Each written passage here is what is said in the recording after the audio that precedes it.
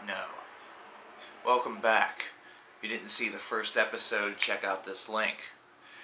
We're going to try and theme these a little bit, similar to Cover Killer Nation's favorite albums, another series that's being run, which you should also check out, the latest episode right over here. We're going to talk today about 10 epic metal songs that you may not know about, and this is in different styles. This is not just really crammed within one subgenre of the overall genre of music.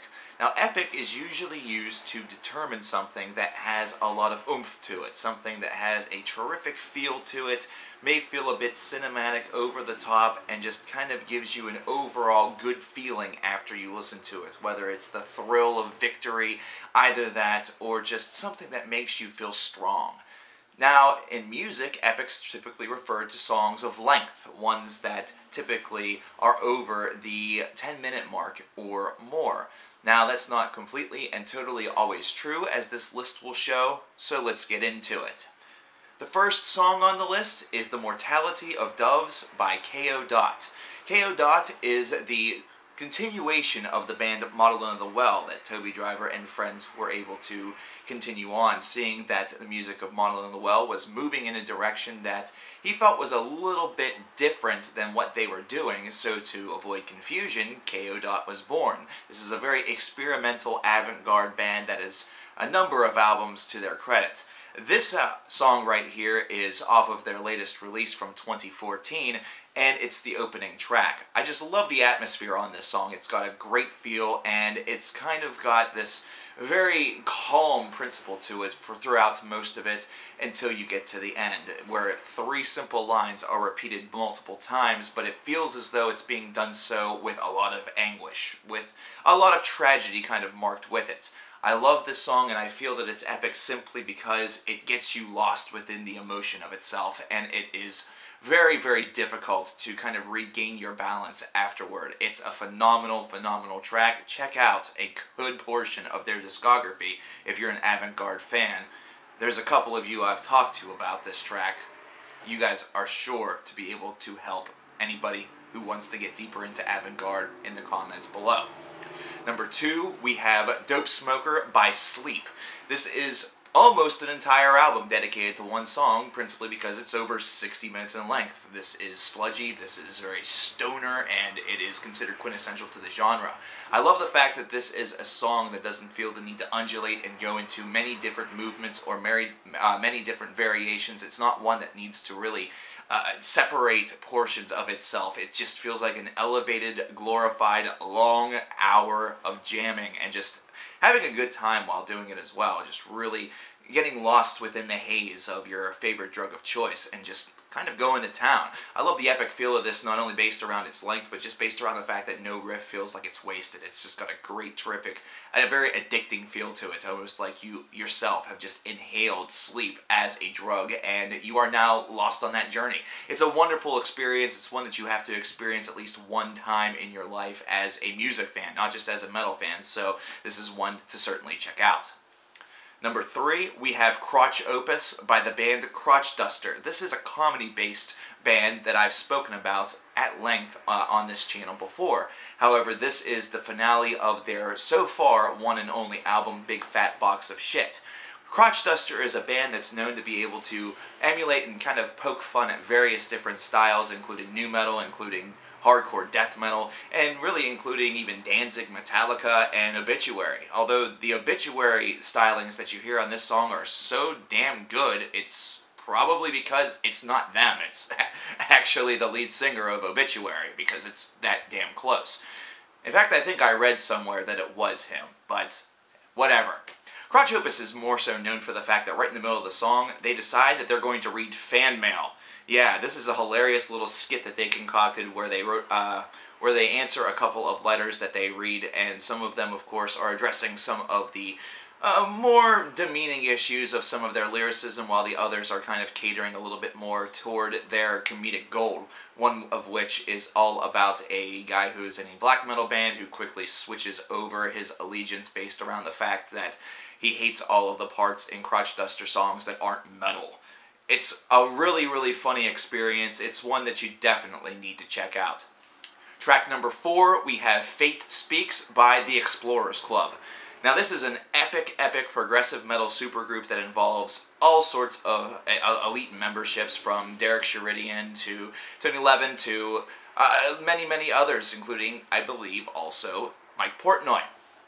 This is an album where these different individuals were able to collaborate together, including people such as DC Cooper, and create an album that definitely just feels epic and majestic. Fatespeaks is the first track off of this disc. It's 16 minutes long, but has some really great lyricism that seems to offer a lot of poignant thought about how we as a society are all based around how much money that we have, either that or how we're selling our souls just to gain more. Really love the instrumentalization on this album. There are many breaks that you get with any progressive metal song. However, these feel very poignant, very well crafted, and hugely addicting. Song number 5, we have The Bright Ambassadors of Morning by Pure Reason Revolution. We just recently talked about this band in CKN's Favorite Albums number 1, and this is a song that's off of that I recommended during that video, but for those of you who didn't see that, here it is again. This is a terrific track. There's a lot of Pink Floyd influence by this band, and it's one that's apparent as you listen to this. In fact, The Bright Ambassadors of Morning is actually named after a line in a Pink Floyd song. However, this band offers a lot more than that in their progressive rock stylings. They also have a heavier side, which showcases itself during this song, and they just have a really great control of atmosphere. This is from their debut album entitled The Dark Third, which was released in the middle portion of the 2000s, and this was a band that never really got the appreciation and the real, fame that they kind of deserved for being a modern day, adaptation of what Pink Floyd would happen if they adapted more progressive rock and even some metal tendencies. And I would also recommend from this album the song The Twinsen, Trembling Windows. Phenomenal 7-minute long track that just goes from beauty to chaos in almost an instant. Number 6, we have Crimson by Edge of Sanity. Most of you want me to do a full-fledged review of this. It may happen at one point, but for now, 40 minutes for one song. It's very similar to Dope Smoker by Sleep, either that or Light of Day, Day of Darkness by Green Carnation. But this is progressive death metal. This is Dan Swano, who is responsible for various other things on both the production shelf as well as being a member of the band. Think of bands such as Nightingale and you'll know what I'm talking about. But Crimson is considered to be one of the greatest progressive death metal albums of all time, and for good reason.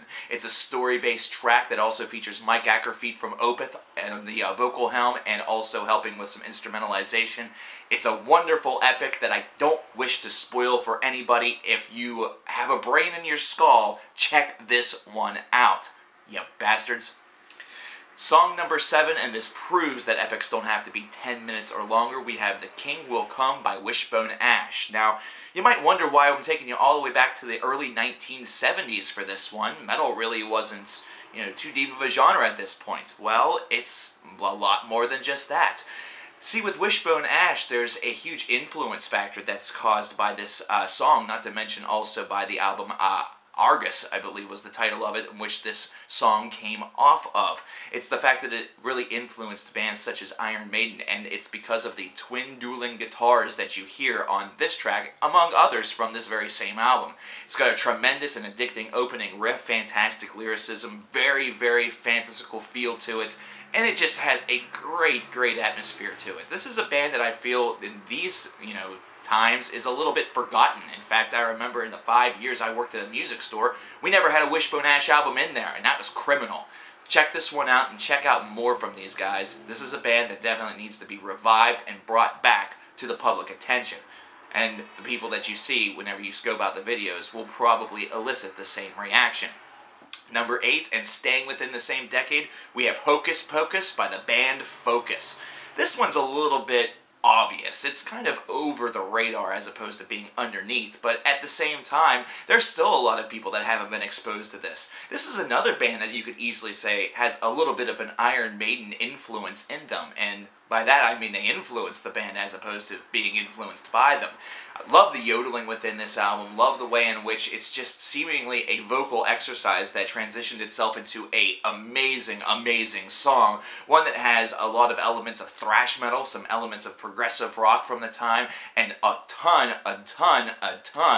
of just that theatrical over-the-top that you would hear these days perhaps from, you know, symphonic metal bands, either that or even progressive rock metal bands, or even progressive metal bands. Just that anything that involves some sort of theater definitely has a tremendous amount of debt to pay to Hocus Pocus by Focus, considering this is one that probably wasn't meant to be anything all of that crazy, but guess what happened? It ended up being Focus's single. It ended up being the song that tons of people know this band by. It's a shame that they don't know a lot of the other songs that are on Moving Waves and some of their other discs, but this is a great one. This is one that is the tip of the iceberg that you should check out first.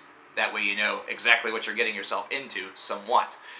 Number 9, now we get epic again. We get Caledon Brood with Echoes of Battle. I want to recommend you the song and the album for this one, because the song itself is resplendent. It's a masterpiece. It's absolutely wonderful. This is from just 2 years ago, and actually made it to the Album of the Year list. It didn't win, but it was on it. And I want to recommend the whole entire album, and do one thing even further, and recommend the goddamn book series. This is actually book number 2. It's called Deadhouse Gates. It's the Malazan Book of the Fallen series. I could probably review those books if I ever fucking read the rest of them. But at the same time, you gotta realize that that's what this whole entire album, Echoes of Battle, is all about. It's all about the Malazan Book of the Fallen universe, and Caledon Brood, the namesake of the band, is actually one of the characters within the novel.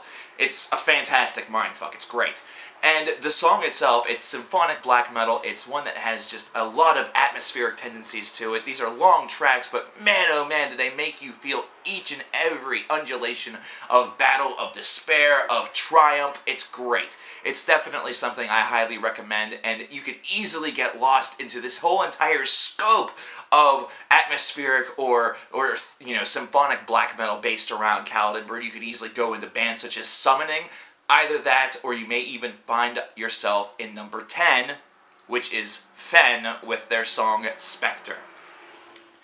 This is off of an album that was just released a couple of years ago entitled Dustwalker, and Spectre is the lightest song that Fen has ever done. It is the quietest track, and it is beautiful. This is haunting, it's cerebral, it's got repetitive lyrics to it, and it has just a wonderful sense of itself. This is not going to prepare you for the remainder of what Fen has to offer you in their discography. However, what it is going to do is prepare you for the beautiful side that is incorporated within that discography. You're going to understand that it isn't just chaos whenever it comes to a band such as Fen. This is shoegaze, this is black metal, this is atmospheric, this has a little bit of post-rock or post-metal within it. So much to offer, and this track alone is able to showcase all of the beautiful aspects of it. It's a wonderful, wonderful track off of a classic album, one that is highly regarded by a lot of people in the universe that have actually gotten the opportunity to hear it. If you have not, certainly listen. And there you have it, ladies and gentlemen. We have 10 awesome metal epics that you may not know about. In the comments below, why don't you mention a couple of metal epics that you particularly love to the remainder of the Cover Killer Nation. That way they can check out a couple of more. And also, leave a comment with what the next 10 awesome songs should be themed around, in the style of 10 awesome black metal songs that you may not know about, or 10 awesome alternative rock classics that people may have forgotten about. Something like that in the comments if you would. And I certainly hope that you're subscribed to the channel and that you gave this video a like. If not, please do it. It is certainly helpful, and I am thankful for all of you who have stuck with me throughout the years. And I will see you guys next time whenever we examine 10 more awesome songs that you may not know about.